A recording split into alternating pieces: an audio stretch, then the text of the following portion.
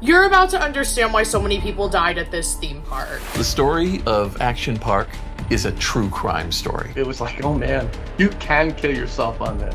I don't know how many people died at Action Park, but it wasn't just one person. Electrocuted, decapitated, fractured vertebrae, impaled on the bowl, had a heart attack. Nobody should ever be the second person to die in a wave pool. Close the wave pool. Build it higher, make it faster. People control the action. Combine that with liquor and anything goes. There were no rules. For a lot of kids, that was heaven. And if you couldn't swim well, yikes. Action Park was an amusement park and water park that was located in Vernon Township, New Jersey. It opened in 1978 and was one of the first modern water parks in the US. I don't think you can understand a place like Action Park if you don't understand the kind of minds that build it. The park was founded and operated by Gene Mulvihill, a visionary entrepreneur known for his ambitious business endeavors. A lot of people wish they could ignore rules. Gene actually did that. Nobody would give him insurance, so he created his own insurance company and then insured himself. It did bring sometimes a criminal element. Action Park operated until 1996, and then it was closed down due to financial difficulties and safety concerns. My dad actually went to Action Park growing up, so I'm gonna insert some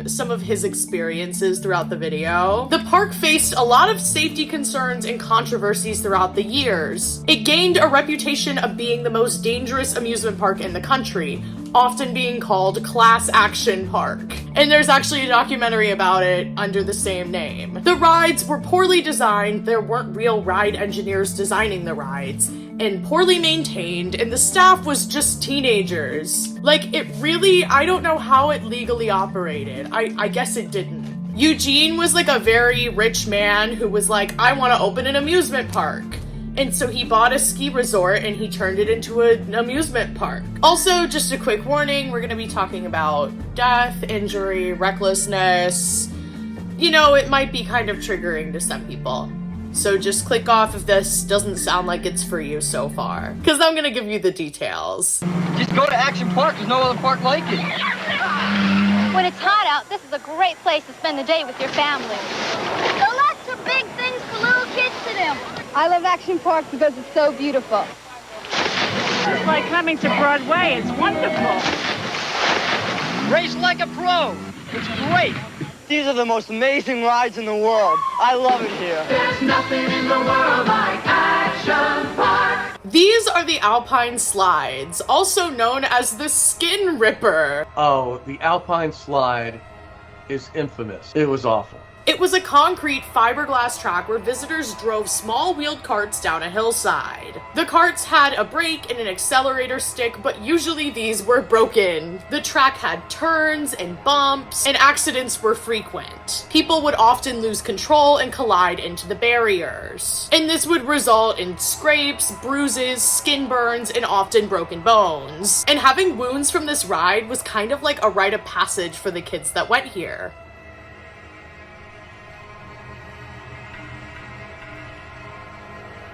Before I ever went on the Alpine Slide, I was standing in line at one of the other water slides, and I saw like 10 or 20 guys all in line with what I thought might be some kind of gang thing on their shoulder. It was basically like a bloody patch on their shoulder, and I was like, oh man, there must be something going on there, right? My buddy and I decided to go on the Alpine Slide, and like 3 or 4 people could go at the same time. So we decided we're going to race to see who gets to the bottom. So we didn't think you actually needed to use the brakes on the like why you wouldn't have a ride where you needed to use the brakes. So we're racing down the first part of it, and then it starts turning, and my roommate flies off and hits a tree, but there was like a hay barrel in front of it. He flies off the ride and hits a tree, and I'm laughing at him, and then I hit this zigzag area and I skid down on my shoulder, look at my shoulder, and I'm like, oh, that's what those guys were thinking. That was the issue with and everyone I know who went there has the scar on their shoulder from skidding down on the pavement on the Alpine Slide. I'm not sure if it's still there. Like, it's a round thing. You probably can't see it. I skidded down on my left side, and for years, it wouldn't tan or anything. This was the most dangerous ride in the park, and unfortunately, it was responsible for a death. George Larson Jr. was 19 and he was visiting the park with his friend. The brake on his sled was broken, which caused his sled to fly off of the track. He was thrown off of the ride and hit his head on a nearby rock. This sent him into a coma and then he passed away. Gene Mulvihill, people called him Gene, who was the founder of the park, told reporters that he was an employee, it was at night, and it was in the rain. And George's family says that's literally not true at all. It was not raining, it was not night, and he was not an employee. But this is the story that Gene Mulvihill decided that Action Park was going to go with. Because if George had been an employee, he wasn't required to report the deaths to the state. Which also, like, that sucks for employees. Based on the reports that Action Park did make to the state, from 1984 to 1985 alone, there were 14 fractures and 26 head injuries just with this ride. Also, like, I hope this goes without being said. I mean, no disrespect. This is an educational video, and I'm not trying to make light of anyone's passing. And, like, of course, like, my heart goes out to these families. Like, this is so tragic. Theme parks are supposed to be fun. They're supposed to be a happy thing. It's supposed to be, like, a nice little getaway. And, you know, you never think that, like, when your kid goes off to a theme park that they're not going to come home, and that's such a scary feeling. Get wild. Get wet at Action Mountain. Feel the thrill as you zoom through the black hole. Spin and splash on our bumper boats, while the kids play in our fun-filled kiddie area. Cool off in our huge swimming pool. The wave pool, also known as the grave pool, and it was responsible for multiple deaths. There were thousands of people in it, you know, and it's every man for themselves. And the lifeguards would just sit there and like talk to each other and not look at, you know, they weren't really looking. So if you drowned, no one would really know. The wave pool was notorious for its intense waves. These powerful artificial waves could knock people off of their feet and cause panic among the swimmers. There were several drownings and near drownings reported over the years. When the wave pool set out random 4 feet tall tidal waves into the crowd, people were not able to jump or avoid them. Instead, these waves would overwhelm even the strongest of swimmers. And I know 4 feet is like not really that tall, but it was so crowded. That was the big problem. It was too crowded. People would grab whoever was around them or force them down in order to stay above the wave, or they'd try to run and reach for the ladders, which would cause a lot of accidents. It was like a stampede and so many people got trampled. I was a good swimmer, so I probably trampled some of them because we would you actually physically fight your way to the front. I was probably doing the bad things that hurt. I didn't hurt anybody, but you know, I was trying to swim to the front of the pool to get away from all the people. We would fight our way to the deep end. I mean, it was literally a sea of people, and you'd fight your way swimming to the deep end so you got more of the waves at the beginning. But you know, other than that, it wasn't really anything. I think the lack of supervision was the real issue with the wave pool. The new lifeguards were stationed along the deep end, and it was known as a hazing ritual there to be placed at that chair because they called it the death chair. And that's where all the near drownings and actual drownings would occur. And they called this area the death zone. In fact, an average of 30 people were rescued every day. They had like 2 or 3 lifeguards there. I don't think they were like looking at girls and talking to girls, and they weren't even concentrating on the people that were in the pool. And this pool was gross too. Due to the runoff from the human mountain, the human waste, sunscreen, and gore from like open cuts and wounds, the water was murky enough that bodies often could not be spotted beneath the surface. So they had to stop the wave pool every couple minutes and make everyone get out so they could scan the bottom for any bodies they might have missed and not rescued. On top of that, the wave pool is the site of one of the park's deaths. The pool is still operational today. Mulvihill eventually pled guilty to 5 charges of insurance fraud. He and his associates claimed that the park saw over 1 million guests a year, and therefore the death toll was comparatively low. The local ER, on the other hand, said that they would have to treat 5 to 10 guests on some days. In response to the high amount of guests visiting the hospital, Action Park bought Vernon, New Jersey new ambulances. Tragically, and only a couple days after the 15-year-old drowned and died in the wave pool, another death occurred at the park. There was a very graphic electrocution that happened in the kayak experience. 27-year-old Jeffrey Nathan was participating in the kayak experience, and this attraction featured 20 kayaks navigating 1,000 feet of rapids. These rapids were generated by underwater fans. It was reported that Nathan flipped out of the kayak, which was a common occurrence for people participating in the kayak experience. And then when he was in the water attempting to get back into his kayak and like unflip it, one of the underwater fans short-circuited and electrocuted him. Nathan went into cardiac arrest and passed away shortly after. As a result of this tragic incident, the park decided to permanently close the kayak experience. However, once again, the park refused to take responsibility for the death and claimed they closed it due to concerns that people thought the ride was too intimidating. I would be intimidated too if someone died on it. The Cannonball Loop. This one is infamous, I feel like. Whenever you Google Action Park, this picture will come up because look at the thing. That was never open when I was there. I wonder if it was ever open. We would always look at it and say, oh man, I can't wait till that thing opens and try it. I heard people got stuck in it, but we were willing to try it. The Cannonball Loop was a daring and risky water slide with a full vertical loop. Despite the lack of professional engineers and amusement park experts, Gene Mulvihill decided he was going to assemble his own team to construct the ride. A literal doll, like a dummy, was initially used for testing, but unfortunately its head ripped off, indicating that maybe this ride wasn't the safest for humans. But Gene was determined to make this work, so he bribed the working teenagers $100 to test the ride for him. These brave individuals often emerge from the ride with bloody noses, cuts, scrapes, deep bruises. They also had a real big problem with people getting stuck because they weren't light enough to get over the loop, so they'd have to close it down for the day to help whoever got stuck in it, and like they'd have to like disassemble the ride kind of to help them get out of it. Ugh.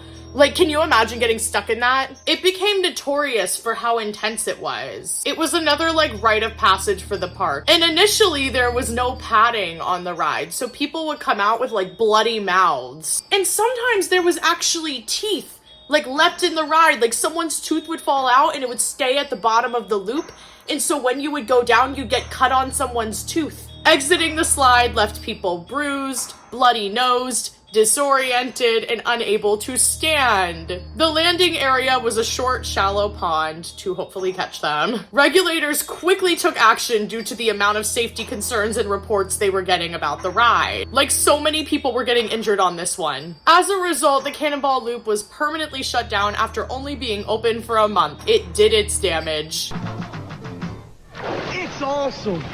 The Aqua scoots, concussions, and crashes. This water attraction consisted of what were essentially warehouse rollers, like what you would see on an assembly line, built into the form of a ski jump. Riders would use a plastic sled and hopefully, if things went right, they would skid across the water as they came off the slide. Unfortunately, many guests leaned too far in their sleds, causing them to faceplant into the extremely shallow water, and that frequently led to head injuries, as you can imagine. Also, this was unfiltered mountain water, like it was freezing. If getting concussed isn't enough for you, this ride is also home to a thriving bee's nest. According to the employees who were overseeing the ride, if a guest lingered too long, the bees would start to go towards them, and they would often get stung. On top of that, if you lingered too long, another rider would be coming down and crash into you. Not a great system. They didn't exactly like wait for you to leave before sending down the next rider. They were kind of just letting people go. The lagoon had multiple like slides. You could jump off a cliff,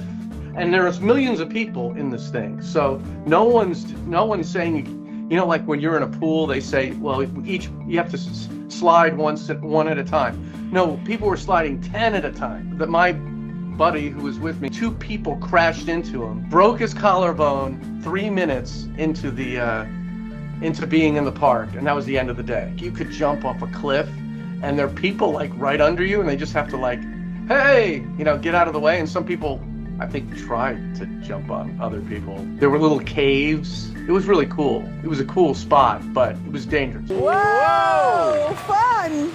Nice job. Wait, she's gonna go swim and get a microphone. Greg, you need to go rescue Here we go. Anna. Let's see, let's just take a, indeed. Yay! First of all, starting on Saturday. nice bathing suit. They're open from 10:30 Greg, to 7.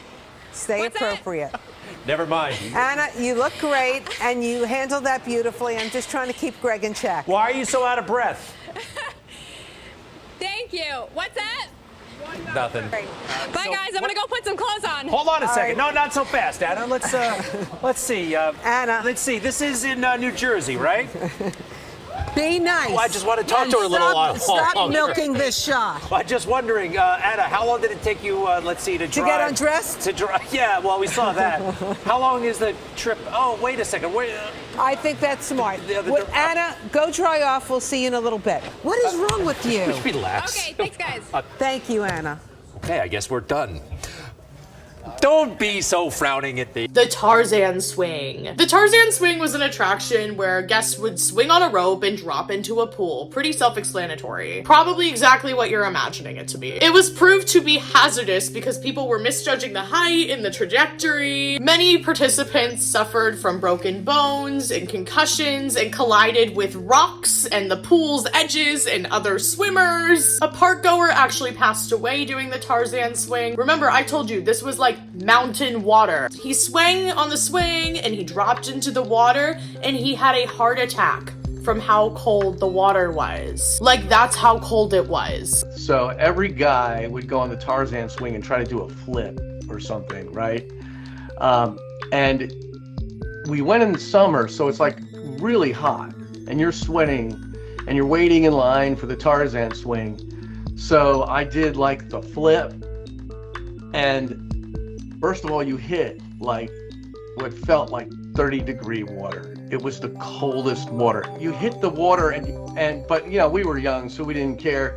But I hit the bottom with my feet and almost broke my toes because it wasn't deep enough right there to do a flip. So I was like, ah! You know, I don't know if I don't think I broke my toe, but I hurt myself. They were always nice. I got kicked off a couple of rides. At the end of the ride, they put a little like notch, like a little pen mark on your thing, meaning you can never go on that ride again. They even had like magicians. They had this little kiddie area, carnival area where you kind of ate, and they had like these like lousy magicians. And like every time we would go there, we would like, oh, we see the thing on your finger, and then the guy would like, fuck you. And he's trying to do it to the kids. Like the magician would keep swearing at you, but you could tell every magic trick he did, like people knew. It was like, oh, we know how you did that. And he's like, shut up. You know? I'm here at Action Park. It's been closed since 1996. They reopened it on June 14th. I'm here with the owner, Gene Mulvihill. He's also the son of the man who founded it. Thanks for being here. It's great to be here. Thanks for coming out. What a day we have. It's beautiful here at Action Park. Tell me, what is different about Action Park this time around? We've brought the action back. Yeah, we've got rides where you control the action. So I gotta ask you, because Action Park got a bit of a reputation. Some people got injured. Well, that was 30 years ago. The world has changed. I mean, when my dad started the park, he was the guy inventing the rides and bringing inventors in. Now it's highly regulated. Everything's engineered. We've brought back all the thrills, but none of the spills. It briefly reopened under a different name, but then ultimately closed for good in 1988. There's one that's out there now. They kind of like brought it back. It was reopened and called Mountain Creek Water Park. In 2014, the family of Eugene, so the Mulvihill family, bought it and they reopened it under Action Park, and then they had to reopen it again under Mountain Creek Water Park. I know someone who went and they were like, they're my age, and they were like, oh, it was just as crazy as it used to be from what I've heard. But like, I don't think it legally can be. If you're interested in me checking it out, I'm gonna be ambitious and say get this video to 100,000 views, and I will happily go over and document my experience for you. These are the most amazing rides in the world. I love it here. There's nothing in the world like Action Park.